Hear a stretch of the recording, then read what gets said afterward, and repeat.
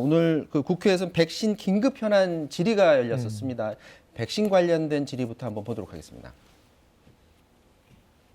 영국이 12월 8일부터 접종을 시작해서 전 세계 41개국이 지금 접종하고 있습니다. 우리나라는 언제 접종이 가능합니까? 앞서 말씀하신 나라들 하루에 확진자가 몇 명 나오는지 혹시 통계를 알고 계십니까? 영국이 몇 명입니까? 미국이 몇 명이고? 우리 대한민국은 대한민국에 맞는 전략을 가지고 있는 것입니다. 그 전략에 따라서 최선을 다하고 있어요. 지금 많은 국민들은요, 빚을 내서라도 백신을 맞아야 된다고 생각하고 있는데 백신을 2월 달에 맞지 않습니까? 우리가 백신을 안 맞습니까? 그리고 빚은 가능하면 적게 내는 게 좋지 무작정 빚을 냅니까? 다른 나라들이 입도 선명할 때 우리는 뭐 했습니까? 5,600만 명분은 필요한 양을 확보했기 때문에 백신 양에 전혀 문제가 없다는 것이 저의 판단입니다. 이전에 정치권에서 논란이 일었던 게 그대로 저 현장에서 또 반복이 된 것 같은데 맞습니다. 왜 빨리 우리가 먼저 맞지 못하느냐라는 네네. 걸 문제 제기한 거고 예. 정부에서는 아니 우리는 5,600만 명분이나 확보했다. 그리고 네. 접종으로 집단 면역이 이루어지는 그 시점이 중요한 거지 네네. 먼저 맞는 게 중요하지 않다. 그렇습니다. 이거잖아요. 근데 이게 좀 심리적인 문제여서 지금 저 야당의 질의와 공세가 12월 후반 정도였으면은 국민들이 다소 공감했을 수도 있어요.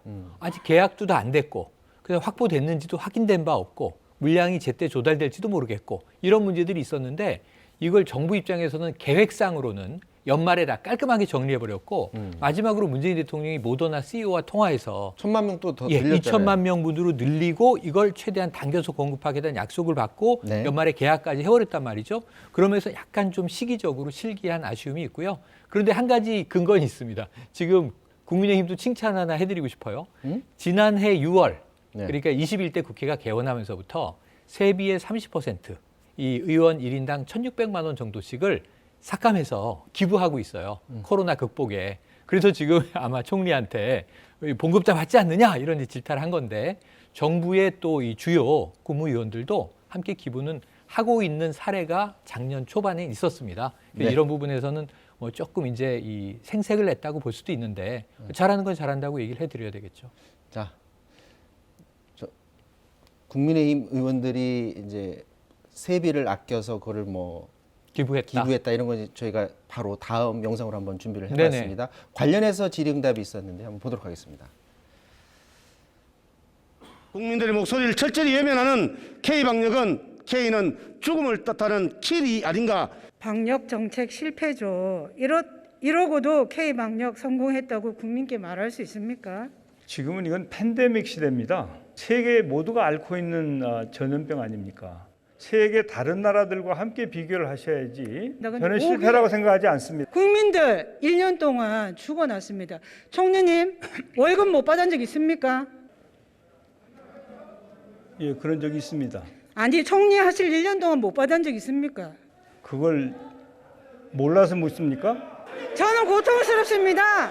국민들 1년 동안 생계 곤란입니다. 가게 문 닫습니다. 의원님. 다 월급 공공필요에 의해서 집합 제한이나 집합 금지 명령을 내린 업종에 대해서는 정당한 보상이 지급되어야 한다고 생각하는데 임대료를 영업을 하지 못하면서 부담해야 되는 자영업자의 눈물을 어떻게 닦아줄 것인가.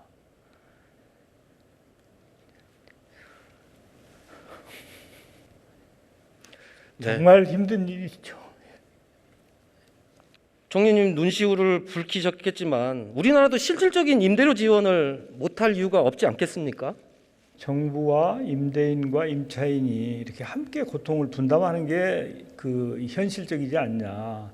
정부와 국회가 협치를 해서 같이 머리를 맞대고 방안을 만들어내는 게 바람직하다. 지금 코로나 상황에서 가장 힘들어하시는 네, 분들이 네, 바로 네. 소상공인 자영업자분들인데 말하다 말고 좀 울컥했습니다. 그런데 맞습니다. 지금 뭐 대책들을 여러 내놨잖아요. 그런데도 네네. 불구하고 힘들어들 하시니까 지금 추가적으로 뭔가 대책을 내놓기를 바라는데 지금 네. 가지고 논의하는 게 아직은 없나 봐요. 지금 얘기를 안 하는 거예요. 그러니까 지금 야당이 하는 이야기는 이 힘든 생계 부분에서 만약에 보상이 안 되잖아요. 임차료, 임대료 이 문제 같은 게 가장 큰 이제 무게인데 또 인건비도 그렇고 그러니까 정부가 전폭적으로 보상을 해주라는 이야기도 나왔어요. 네. 캐나다가 지금 그렇게 하고 있거든요. 예를 들면은 장사가 안 돼서 임대료를 못 낸다. 정부가 그 임대료 내주겠다는 거예요. 지금 우리나라는 착한 임대인 정책이 하나 있는데 자발적으로 깎아주는 경우에 70%까지 세액공제로 메꿔준다. 요거 외에는 좀 별 수가 없습니다. 다만 정 총리가 오늘 그런 얘기를 했어요. 3차 재난지원금이 이제 지급이 시작되는데 선별이지 않습니까? 그런데 애초에는 야당과 정부 올해 예산에 집어넣은 지난해 12월 2일에 통과한 것에는 3조 한 4천억 원 내외 정도의 3차 재난지원금이 들어있는데 그걸 지금 9조까지 증액을 했습니다. 예비비도 끌어오고 여러 가지로. 그래서 가급적 지금 임대료 문제를 자, 그럼 임대인도 좀 고통을 분담하고 임차인도 고통을 받고 있는 상황이고 정부도 그 안에서 중재도 하고 일부 지원도 하는 방법을 3자가 모색할 필요가 있다는 얘기를 했는데 그게 한 3조 정도 된다고 얘기했으니까 어느 정도가 이 급한 불을 끄는데 배정이 될지 지켜봐야 될 것 같습니다. 코로나만 좀 진정이 되면 네. 뭐 자영업자분들도 굉장히 힘이 날 것 같은데 그렇죠. 그나마 다행스럽다고 해야 될까요? 신규 확진자 수가 조금씩 줄어들고 있습니다. 오늘 새벽 0시 기준으로 봤더니 674명.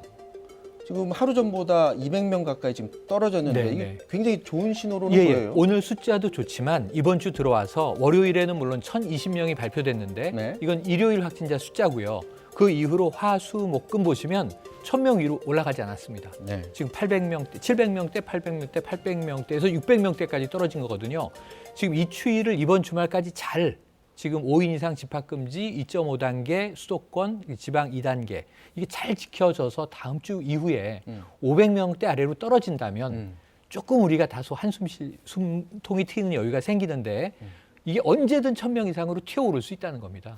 그렇기 때문에 네. 추가로 집단 감염이 발생할 소지를 지금 막아야 되는데 맞습니다. 지금 뭐 이전에 요양병원 문제라든지 그리고 동부구치소 문제라든지 네.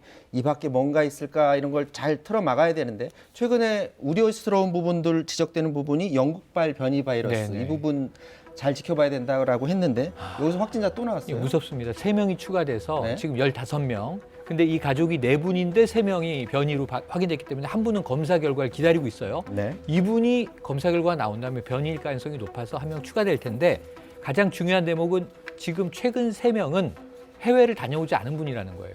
영국에 다녀오는 30대 아들을 마중 갔던 형제와 부모님이 함께 걸린 건데 이런 부분에서 국내에 들어와 있을 가능성도 염두에 두고 네. 변이에 대한 방역 대책도 별도로 세워야 될 것 같습니다. 네. 자, 중대재해법부터 코로나 상황까지 최영일 평론가와 말씀 나눴습니다. 말씀 고맙습니다. 고맙습니다.